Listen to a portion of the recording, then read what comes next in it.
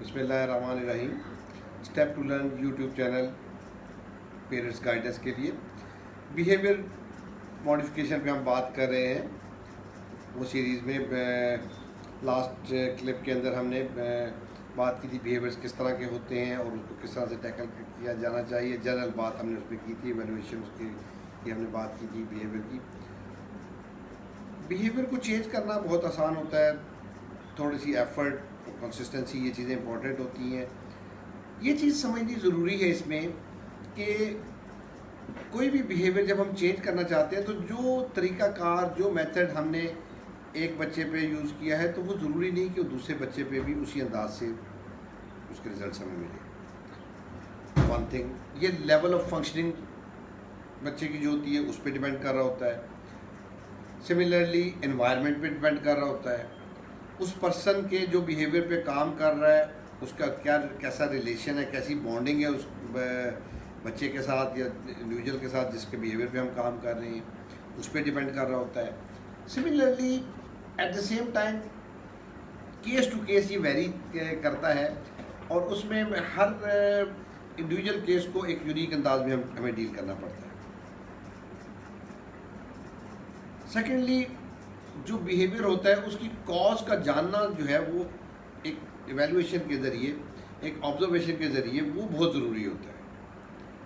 Crying है for example, एक बच्चा रो रहा है तो उसके रोने की मुख्तलिफ वजूहात हो सकती हैं।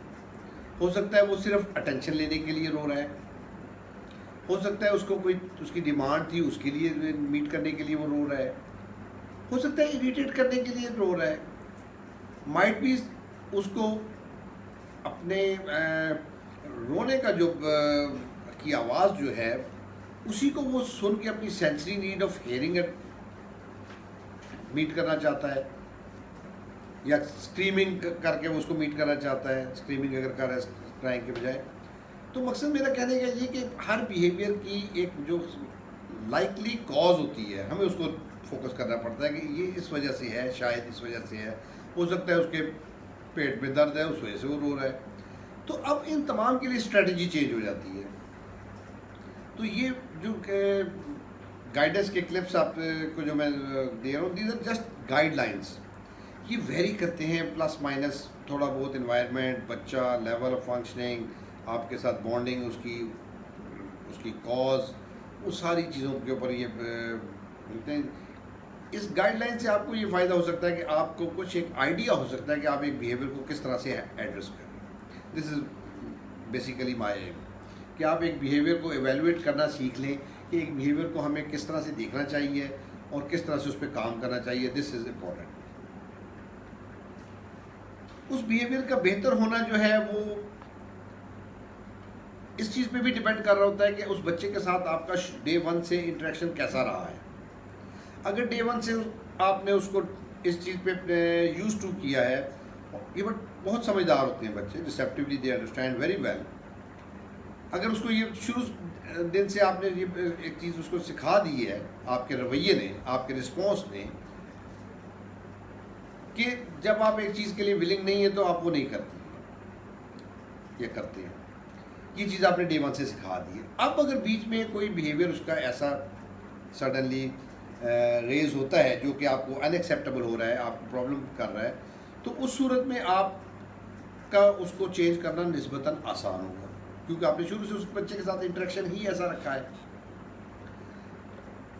एक बच्चे के साथ इसके कॉन्ट्रेरी दूसरी साइड क्या हो सकती है, एक बच्चे के साथ आपने शुरू से रवैया अपना 50-50 अंदाज में, कभी उसके मान ली, कभी अपनी मनवा ली, लाइक दैट, या आपने हमेशा उसकी मानी, उसके बिहेवियर्स को इतना टारगेट उस अंदाज से नहीं कर सके आप अर्लियर ईयर्स के अंदर, और वो इतने स्ट्रांगली डेवलप हो गए। आपका जो उसके साथ एक रिलेशन है इंटरेक्शन का, उसमें उस बच्चे ने सीख लिया है कि भाई इनकी बात ना मानो तो खैर होती है, इट्स ओके विद दैट। जब इस तरह की फीलिंग के साथ बच्चे का एक अंडरस्टैंडिंग डेवलप हो गई, वो उसकी हैबिट में आ गया, आपकी भी हैबिट में आ गया था, बट अ टाइम कम्स जब वही बिहेवियर जिनको पहले आप इग्नोर कर रही थी या कर रहे थे, अब वो बिहेवियर्स आपके लिए प्रॉब्लमेटिक बिहेवियर्स बनना शुरू हो जाते हैं। बिकॉज उस वक्त बच्चा छोटा था, एक्सेप्टेबल था, अब बड़ा हो गया, अब उसका वही अमल, वही बिहेवियर जो छोटे होते एक्सेप्टेबल था, अब वो एक्सेप्टेबल नहीं है। सिमिलरली वो बिहेवियर शायद घर के अंदर एक्सेप्टेबल है, किसी के घर आप चले जाएं या मार्केट में चले जाएं वहाँ पे वो बिहेवियर अनएक्सेप्टेबल हो जाता है। तो इन्वायरमेंट टू इन्वायरमेंट की वेरिएशंस आती हैं। तो पॉइंट वाज दिस के बिहेवियर के चेंज होने, रिप्लेस होने में इन चीज़ों का बड़ा दखल होता है। I always advise to the parents कि आप डे वन से ही बच्चे के साथ एक इंटरेक्शन ऐसा रखें where he should conclude and come, he should learn कि आपकी बात को मैंने मानना है। आपने शुरू से उसका पैटर्न ऐसा रखा है कि जब आपने कहा है आपने मनवाया है। अगर ऐसा पैटर्न आपका रहा हो शुरू से तो फिर बच्चे के बिहेवियरल इश्यूज़ को टैकल करना बहुत आसान हो जाता है। लेकिन अगर पहले नहीं था, अब आप करना चाहते हैं, हो जाएगा अभी भी इंशाल्लाह। अब शायद आपको एक एफर्ट लगातार करनी पड़ेगी, अपने आप को भी शायद आपको चेंज करना पड़े, अपना पैटर्न भी आपको चेंज करना पड़ेगा कि मैं अपना इंटरेक्शन जो बच्चे के साथ रूटीन में डेली में होता है उसको मैं चेंज करूँ। तो it might take more effort and more time. तो ये इस अंदाज से वेरी कर सकता है। दोनों तरह के केसेस को मैंने डिस्कस किया है। जनरल टिप्स कुछ अगर मैं आपको देना चाहूँ कि एक बिहेवियर को हम किस तरह से हम डील कर सकते हैं, कॉज वगैरह जो उसकी मालूम होगी, आपको अंदाज़ा हो गया कि उसकी रीज़न क्या है उस बिहेवियर के एग्जिबिट होने की। उसमें बहुत बड़ी वजह जो होती है वो नो है, अटरेंस ऑफ नो। नो जो है ये बहुत सारे बिहेवियर्स को ट्रिगर कर देता है, सडनली बस्ट आउट हो जाते हैं एकदम से। उसकी वजह ये है कि ये बच्चे सारा दिन और हर रोज़ नो नो नो सुनते रहते हैं और एक वक्त आता है कि they get allergic to that. The moment they hear the sound of no they burst like a blast. अब वो उस वक्त ट्रिगर जब हुआ बिहेवियर उस वक्त इमीडिएटली कंट्रोल होना करना मुश्किल होता है बाज़ बात। और जो जो बच्चा एग्रेशन में बड़ी एज में आता जाता है उस अंदाज से फिर उसके आपके पास कॉन्सिक्वेंस को चेंज करना भी बाज़ बात मुश्किल और चैलेंजिंग हो जाता है। तो इस जितना हम उसको बिहेवियर्स को ख़राब होने से बचाना चाहते हैं अगर हम, तो हमें नो उसको कम कहना है, नो करवा लेना है और अंदाज में। फॉर इंस्टेंस एक बच्चा चिप्स लेना चाहता है, आप उसको चिप्स नहीं देना चाहते हैं, तो आपने नो तो नो कहना है उसको ऑब्वियसली। लेकिन मैं उसको ऐसे भी डील कर सकता हूँ कि मैं उससे एग्री कर लूँ, पहले चिप्स लेनी है चिप्स लेंगे, बिल्कुल लेंगे। अब मैंने जब ये कहा तो उसको एक होप मिल गई। अब उसका वो बिहेवियर उतना स्ट्रांग नहीं होगा, रिएक्शन उसका जो है अब वो कंपैरेटिवली निस्बतन इतना चैलेंजिंग नहीं होगा उसको हैंडल करना। अब वो निस्बतन शायद वो कुछ डिमांड करे, कुछ शो करे, कुछ इस तरह होप में मैं डाल दूंगा, मैं उसको वेटिंग में डाल दूंगा। लेना है अच्छा लेंगे, शाम को चलेंगे ना बाज़ार तो फिर लेके जा दूंगा आपको मैं। Tomorrow on the weekend will go out, will enjoy and will buy 2 packets of chips, yes. अब उसको वो होप एक लग गई। अब मैंने वो वेटिंग पहले कम फिर ज़्यादा। इससे रिजल्ट ये निकलता है कि हम उसमें टॉलरेंस पैदा कर लेते हैं, एक्सेप्टेंस पैदा कर देते हैं उस बच्चे के अंदर कि एक चीज़ जो उसकी रिक्वायरमेंट थी फुलफिल नहीं हुई, उसके अगेंस्ट वो वेट करे, इंतज़ार करे उस चीज़ के लिए, वो इनमें नहीं होता है। तो that is the reason I said कि नो के बजाय हम नो करवा लें किसी और तरीके से, बजाय उसको हम हर बात पे नो करने का। पहले से तैयार होना बच्चे का एक काम करने के लिए helps a lot in avoiding disruptive behaviours. For instance आपको पता है कि एक बच्चा है, उसकी आदत बन गई है कि हर दफ़ा उसने मार्केट जाना है और उसने कार आपके साथ जब भी जाना है बाहर तो आपने उसको कार लेके देनी है, बंटी लेके देनी है, what's ever the interest of the child is, chocolate लेके देनी है। पहले तो आप उसको करते रहे, अब आप चाहते हैं कि आप इस बिहेवियर को मैं टैकल करूँ, इसको मॉडिफाई करूँ, चेंज करूँ। अब उसके साथ जब आपने काम करना है, आज आप मार्केट जाना है, तो मार्केट जाने से पहले जो पीरियड है उस पीरियड के अंदर आपको जो है उसमें उसको प्रिपेयर करना है उस चीज़ के लिए। जो आपने मार्केट में उसको मना करना है या उसको काम नहीं लेके देना, उसको आपने पहले से उसको तैयार करना है उस चीज़ के लिए। वो कैसे करेंगे आप कि आप उसको रिप्लेस भी कर सकते हैं किसी दूसरी चीज़ से ग्रेजुअली, उसकी इस हैबिट को चेंज करने के लिए, वो भी आपके पास एक ऑप्शन है। सेकेंडली, आप उसको पहले से ही बताते हैं भी इस दफ़ा जाना है, लेकिन इस दफ़ा जो है, इस दफ़ा चिप्स नहीं लेने, कार नहीं लेनी, what's ever the thing item is जो उसका स्ट्रांगली डेवलप हो गया पैटर्न, आप उसको पहले से बताते हैं कि इस दफ़ा हमने वो नहीं लेना। उसकी कोई भी रीज़न आप उसको जस्टिफाई कर देते हैं, मेरे पास पैसे कम हैं, या हमने काफ़ी खा लिए हैं, या इस वक्त टाइम नहीं है उस शॉप पे जाने का। बाय डिज़ाइन आप जाते हैं और आप या तो आप उस शॉप के सामने से नहीं गुजरते हैं, उस साइड पे नहीं जाते हैं, या आप गुजरते भी हैं तो आप उसको उस तरफ उस वक्त गुजरते हुए उसको आप डिस्ट्रैक्ट, वो एक अलग पॉइंट आएगा डिस्ट्रैक्शन का। पहले से तैयार आप उसको कर सकते हैं कि आप उसने उस चीज़ को कैसे देखना है। अब उसकी जो स्ट्रॉन्ग अर्ज थी वो उसकी स्ट्रेंथ वीकन हो जाएगी। अब वो अर्ज को मीट करने का के लिए जो उसने एग्रेशन शो करना था, उसकी इंटेंसिटी कम होगी, शिद्दत कम होगी या नहीं होगी, depending upon case to case vary करता है। तो इस तरह से हम उसको जब एक काम के लिए पहले से तैयार करते हैं तो वो बच्चे का रिएक्शन डिफरेंट होता है। एप्पल खाना है, अदर डे एक वीडियो मुझे किसी ने सेंड की, उसमें बच्चा एप्पल खा रहा था, जैसे ही एप्पल ख़त्म हुआ उसने, या एप्पल नहीं था उस दिन, इस तरह का कुछ केस था मुझे, तो उसने जैसे ही मदर ने कहा ये एप्पल नहीं है, ये एप्पल ख़त्म हो गया है, तो उसने सेल्फ रेटिंग स्टार्ट कर दी। अब एप्पल तो आपको पता था कि नहीं है, ख़त्म हो गया है या नहीं है घर में, या लाना है, व्हाट्स ओवर द केस हो, आपको मालूम था। इस तरह के रिएक्शन जब बच्चा इतने स्ट्रांगली उसको एग्जिबिट करता है, रिएक्ट करता है, अब मुझे ये ज़्यादा बेहतर ऑप्शन है मेरे पास कि मैं उसको पहले से तैयार करूं। अगर एप्पल नहीं है तो मैं उसको पहले ही बताऊंगा भी आज अभी जाएंगे, बाज़ार जाएंगे, एप्पल लाएंगे, या कल बुलाएंगे, एप्पल ख़त्म हो गए हैं, वो एक एप्पल था वो तो ख़राब हो गया, वो खाने वाला नहीं है, समथिंग लाइक दैट। अंडरस्टैंडिंग होती है इन बच्चों की। नॉन वर्बल बच्चे भी, अगर मॉडरेट टू सीवियर कैटेगरी में भी मैं देखता हूँ, they understand very well. Sometimes बिल्कुल सीवियर केसेस के अंदर हमें विजुअल क्यूज़ के साथ उसको समझाना पड़ता है, पिक्टोरियल फॉर्म में हम उसको दिखाते हैं, हम साइन यूज़ करते हैं, finish, wait, something like that, body language अपनी इस्तेमाल करते हैं। तो इस तरह से हम उसको कन्वे कर सकते हैं पहले से ही उस एक बात को, अटेंशन उसकी इस्टेब्लिश करके उसको मैं अगर साइन करता हूँ finish, that's all, verbal input भी देता हूँ साथ, तो he will very much understand कि ये चीज़ क्या हो मैं कहना चाह रहा हूँ। जिसकी लैंग्वेज उसकी है उसको हम बोल के भी समझा सकते हैं। तो पहले से तैयार करना, it helps and it doesn't allow the aggression to be that intensive, वो कम शिद्दत के साथ होता है या नहीं होता। दीज आर टिप्स जो आप किसी भी बिहेवियर पे आप अप्लाई कर सकते हैं, इनको आप उस हवाले से। अब जब वो बिहेवियर एक लाइकली है कि उस टाइम पे होगा, जैसे मैंने एग्जांपल दी, मार्केट गए, मार्केट में जाकर जिस शॉप से उसने चॉकलेट लेनी थी उसके पास से आप गुजर रहे हैं, that is the right moment जब आप उसको डिस्ट्रैक्ट कर रहे हैं। डिस्ट्रैक्ट कहाँ कर रहे हैं? किसी ऐसी चीज़ की तरफ जो उसके इंटरेस्ट की है। मैं शायद ये करना चाहूँ कि उस शॉप्स के सामने से, एक एग्जांपल दे रहा हूँ आपको, इस तरह की बहुत सारी चीज़ें हम सोच सकते हैं।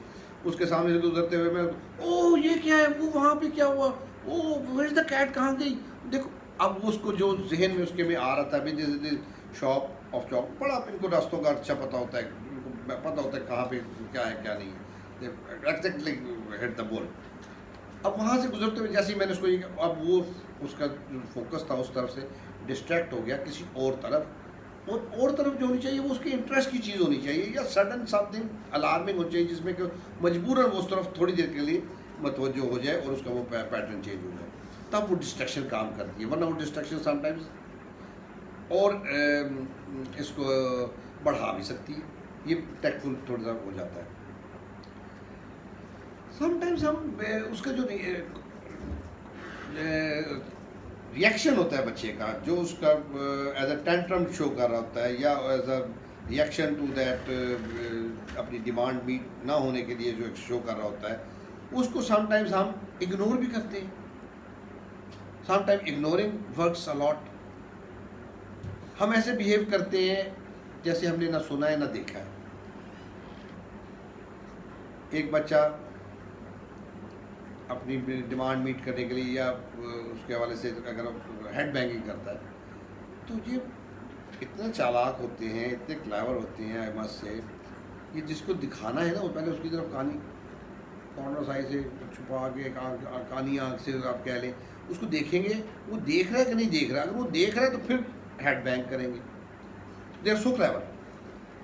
तो इफ़ वी और हेड बैंग भी जो है वो अगर हेडेक वगैरह की वजह से नहीं है तो वो बड़ा लाइटर सा होता है, जिस पे कि चोट उसकी बर्दाश्त के लिमिट्स के अंदर, रेंज के अंदर होती है, तो वो उसको हेड बैंग कर दिखाने के लिए कर रहे होते हैं। इफ़ वी इग्नोर, वो 2-4 दफ़ा ज़रूर करेगा, 5 दफ़ा शायद करेगा, लेकिन उसमें एक बहुत अच्छी चीज़ वो सीख लेगा बच्चे।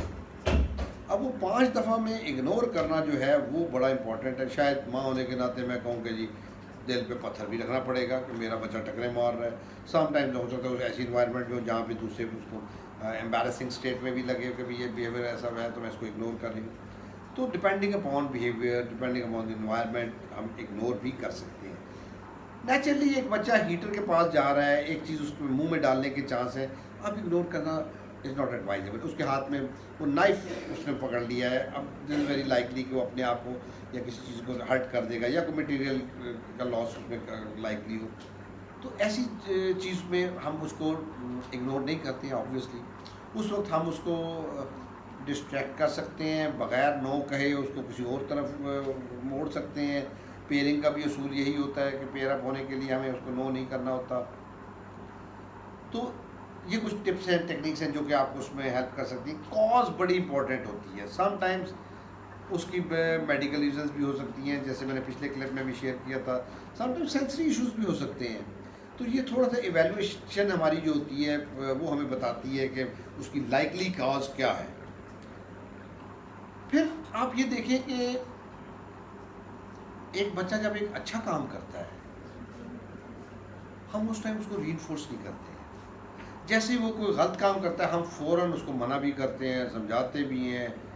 लेकिन जिस वक्त वो एक अच्छा काम कर रहा है उस वक्त भी तो हमें उसको रीइंफोर्स करना है टू इनकरेज दैट बिहेवियर जो हमारा है कि वो गुड बिहेवियर्स की तरफ जाए, एक्सेप्टेबल बिहेवियर की तरफ। तो जिस वक्त वो बैड बिहेवियर एग्जिबिट नहीं हो रहा उस वक्त में उसको रीइंफोर्स करना it also helps in reduction of that bad behaviour. चीखें मारता है, चीखता है, रोता है, हिटिंग करता है, थूकता है, स्टूल से लेकर बहुत ये सारे ये बिहेवियर्स हमें मिलते हैं ऑटिज्म स्पेक्ट्रम डिसऑर्डर पे ख़ास तौर पे। स्मेल करता है चीज़ों को, स्टूल को स्मेल करता है, ये बहुत सारी चीज़ें हमें मिलती हैं।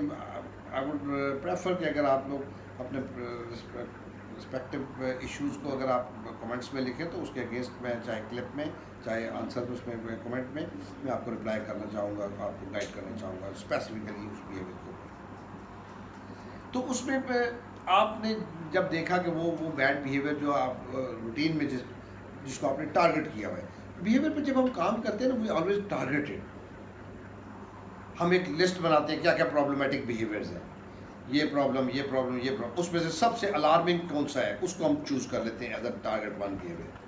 अब हम उस पर काम करते हैं 3 to 5 वीक्स पीरियड उस पर वेरी करता है। लास्ट में भी मैंने जिस क्लिप में मैंने एम्फसाइज किया था इस बात पर। तो वो टारगेट बिहेवियर जब रूटीन में नहीं एग्जिबिट हो रहा उस वक्त आप उसको रीइंफोर्स करें, that page a lot. Reinforce करने के मुख्तलिफ तरीके हैं। मैं सबको कहूँ ओ क्लैप, एवरीबॉडी क्लैप। आज साद ने स्पिट नहीं किया है, हालांकि उसने आज सुबह में किया होगा शायद, लेकिन पिछले कुछ अरसे में नहीं किया। तो आई अप्रिशिएट दैट रीइंफोर्समेंट में उसको भी तो मैंने उस तरह की दे दी। This is your candy because you have not shown that behaviour today, that's great. Token chart ले लिया, उस पर स्टार लगवा दिया, स्माइली लगवा दी उसके नाम के साथ, तस्वीर के साथ। मुख्तलिफ टिप्स हमारे पास होती हैं इस तरह। तो ये रीइंफोर्समेंट जो होती है जब वो बिहेवियर एग्जिबिट नहीं हुआ उस वक्त वाली ये बहुत अच्छा काम करती है। बच्चा हर कोई जो ना सेंस ऑफ अचीवमेंट होती है, वो कुछ हासिल करना चाहता है, ये लालच उसको, ये इंसेंटिव उसको जो है उस बिहेवियर से रोक रहा होता है। टारगेटेड बिहेवियर प्रॉब्लमेटिक जो भी हमने चूज़ किया होता है। फिज़िकल हैंडलिंग नहीं करनी चाहिए किसी भी बहुत सीवियर स्टेज, एक एक्सट्रीम नेचर के फंक्शनल बच्चा जब इस तरह के किसी कुछ चीज़ में आता है फिर शायद once in a blue moon somewhere कोई शायद इस तरह का हर बार का काम आ जाता है। अदरवाइज बच्चे को पता ही नहीं लगता कि आपने उसको फिजिकली हैंडल क्यों किया। आप उसने थूका है, आपने एक उसको थप्पड़ मार दिया, यू हैव स्लैप्ड। उसको नहीं समझ आती कि मुझे स्लैप क्यों लगा है, उसको अंदाज़ा नहीं होता कि ये मेरा बिहेवियर कौन से ख़राब था या क्या था जिसकी वजह से मुझे ये हुआ है। या बाज़ औक़ात हम उसको फिज़िकल हैंडलिंग अगर नहीं भी करते तो हम उसको समझाना शुरू कर देते हैं। जिस वक्त बच्चा वो काम कर रहा है उस वक्त हम इसको जो है ये लेक्चर जो हम देते हैं, सरमन हम देते हैं, उसको समझाना चाहते हैं, वो टोटली यूजलेस होता है। बिकॉज बच्चा उस वक्त उस फेज़ में, उस मोड में नहीं होता कि वो उसको समझे। उसको समझाना चाहिए, लेकिन सम व्हाट लेटर जब वो काम हो गया, उस फेज़ से निकल आया है, अब उसको समझाना शायद हेल्पफुल हो जाए। लेकिन उस स्पेसिफिक इंस्टेंट पे, मौके पे जब उसने वो बिहेवियर शो किया है, उस वक्त उसको समझाना हम कहें कि हेल्पफुल होता है, not at all. It is totally अब वेस्ट एफर्ट, बल्कि वो आपको डिसअपॉइंटमेंट में लेके जाता है। अल्टीमेटली डिसअपॉइंटमेंट में कैसे लेके जाता है, आप उसको एक नॉर्मल न्यूरोटिपिकल बच्चे की तरह डील कर रहे हैं। आप चाहते हैं कि आप उसको 2 दफ़ा समझाएं तो तीसरी दफ़ा वो काम ना करे। You are forgetting something that he is repetitive, he has कोई सेंसरी इशूज़ हैं, कोई उसके बिहेवियरल इशूज़ हैं, कोई उसके he doesn't have good communication skills. तो वो चीज़ें तो आप मिस कर रहे हैं। आप कहते हैं मैंने उसको इतना समझाया तो इसने ऐसा क्यों किया है। अब वो आपके अंदर एग्रेशन पैदा करता है, आपकी अपनी पर्सनैलिटी में डाउन उसमें चल रहा था काम। तो फॉर दैट गुड रीज़न आपको उस वक्त उसको समझाना नहीं चाहिए और उसको बाद में उसको करना चाहिए। I hope these tips will help you in managing the behavior and to modify that and or to replace that behavior with something else, some other behavior जो कि acceptable होता है। तो we'll continue this in next series again. I would be talking on the same topic और hopefully that will help you inshallah। और आप step to learn YouTube channel के इस पेरेंट्स गाइडेंस वाले एस्पेक्ट में मेरे साथ शामिल हों by liking, subscribing it and by sharing it to the maximum. This is your contribution to the cause जो जिसमें हम उसमें कर रहे हैं। और अपने क्वेश्चन आंसर्स जो हैं आप अपने उसमें कमेंट्स में डालें, लिखें। I will reply to that इंशाल्लाह ताला to the best of my experience. और in the long run this will be helping most of the parents inshallah. Thanks for listening.